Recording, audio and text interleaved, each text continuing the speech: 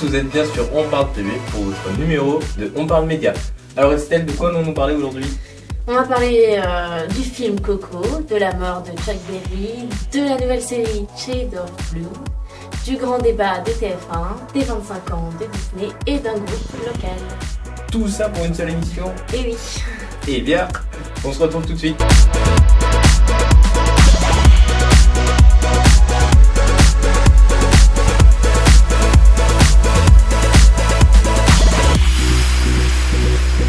Dis-moi, il n'y a pas qu'un nouveau Disney à présenter? Si, donc oui, Disney a décidé de sortir un nouveau Pixar, donc qui est réalisé par les créateurs de Vice Versa, Toy Story, Là-haut, bref, la compagnie Pixar. Donc ce film, il va se passer en Amérique latine, peut-être un clin d'œil à Donald Trump. Oui. Et donc, quelle est l'histoire de ce film finalement? Donc on n'a pas l'histoire complète, ce que je vous dis là c'est un communiqué de la Walt Disney Company. Donc depuis déjà plusieurs générations, la musique est bannie dans la famille de Miguel. Donc un vrai déchirement pour le jeune garçon dont le rêve ultime est de devenir musicien et accomplit ce qu'a réussi son idole en fait, Ernesto de la Cruz.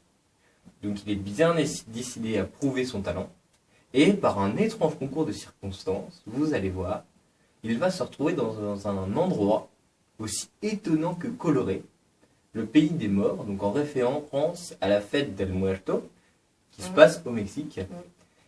Et là, il va se lier d'amitié avec Hector, un gentil garçon, un peu filou sur les bords. Donc on ne le voit pas dans la bande-annonce, ce garçon, cet ami.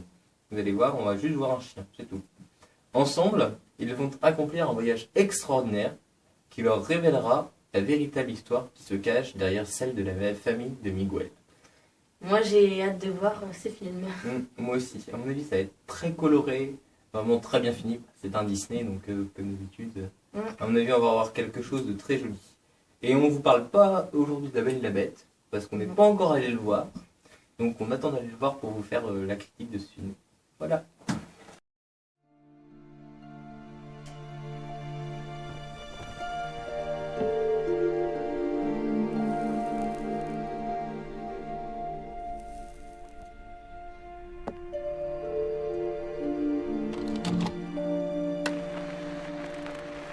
Je dois chanter, je dois jouer de la musique. La musique, c'est plus qu'une part de moi, c'est ce que je suis.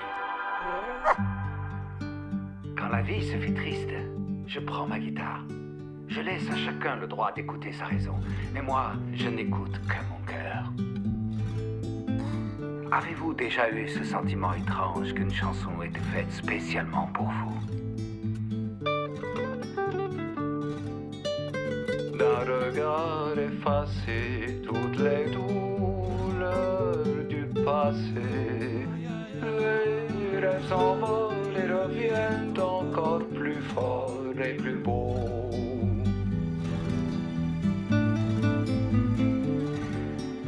Ne sous-estimez jamais le pouvoir de la musique.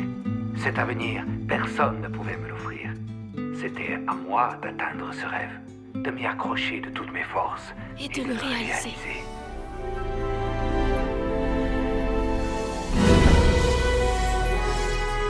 Hé, qui est là? Je suis désolée. Qu'est-ce qui se passe? Je suis en train de rêver.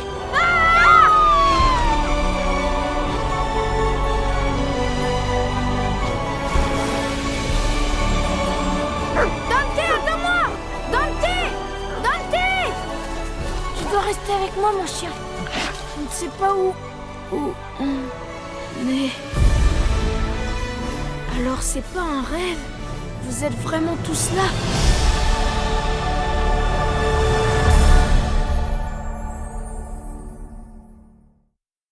L'ancien coiffeur surnommé Crazy Legs, Chuck Berry, l'une des plus grandes figures du rock'n'roll, est mort ce samedi 18 mars, à l'âge de 90 ans, dans sa maison du Missouri.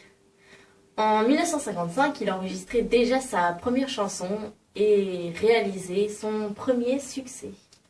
Maybelline, c'est ça? Oui, et il sera ensuite repris par des grands groupes comme les Beatles les Rolling Stones, Beach Boys, Jimi Hendrix, Sex Pistols, Bruce Springsteen, Nirvana, White Stripes, Johnny Hallyday, Téléphone.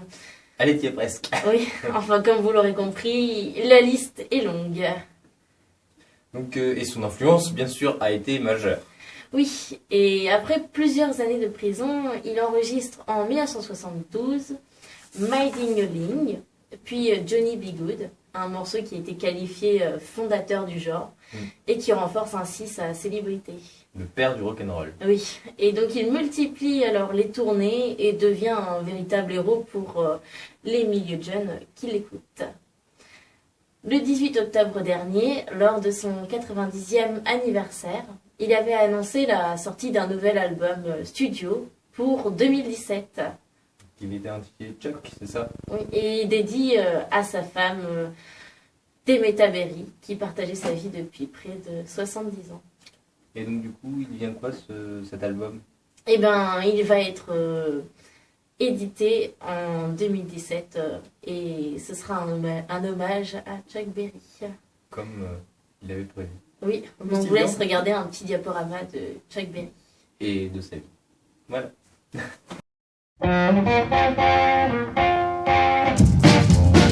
Maybelline, why can't you be true?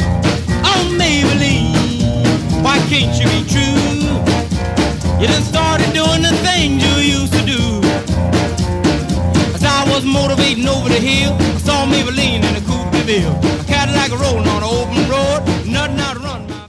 Donc, Shade of Blue, la nouvelle série de France 2, est produite par NBC Universal, met en scène Harley, qui est incarnée par personne d'autre que la sublimissime Jennifer Lopez. Mais alors, de quoi nous parle cette série? Eh bien, donc, nous sommes dans un New York actuel, dans une équipe de flics ripoux, pourris. Et Harley donc, se fait coincer par le FBI. Bien oui, de temps en temps ça arrive. Et donc, elle restera dans l'équipe pour faire tomber son chef. Elle sera infiltrée. Donc, on va vous laisser regarder la bande-annonce de cette série. Et puis, à tout de suite. We need something by the end of the day, or we will arrest you. Wozniak's been talking about something big going down. More money. I'm a black cop that shot a black man playing a video game. This goes way beyond police payoffs. You need to get your head straight. This crew is gonna destroy itself from the inside out. We do what we have to survive. I won't survive. Not this. All new Shades of Blue, next Thursday after the Blacklist on NBC. Donc cette série vous sera diffusée tous les lundis sur France 2 à 21h. Mais donc finalement, quelle critique on peut en faire, Audran?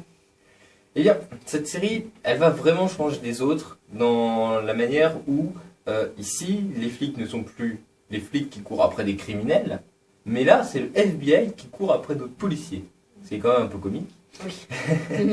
Malgré tout, on se retrouve quand même sur une série traditionnelle avec une enquête par épisode, ce que je regrette parce que tout de même, voilà, elle veut renouveler le genre, mais sans le renouveler vraiment, et on se retrouve vraiment avec un style section de recherche C'est où problématique. on a un épisode, enfin une enquête par épisode. Donc, par contre, la chose qui je trouve est très bien dans cette série, c'est que le réalisateur va nous faire apprécier des personnages qui dans la vie courante, qu'on trouverait vraiment dégueulasses et qui seraient bien sûr démontés par la presse. Mais là, on arrive à apprécier et à comprendre pourquoi les personnages ont mal agi. Bien sûr, le réalisateur ne cautionne pas.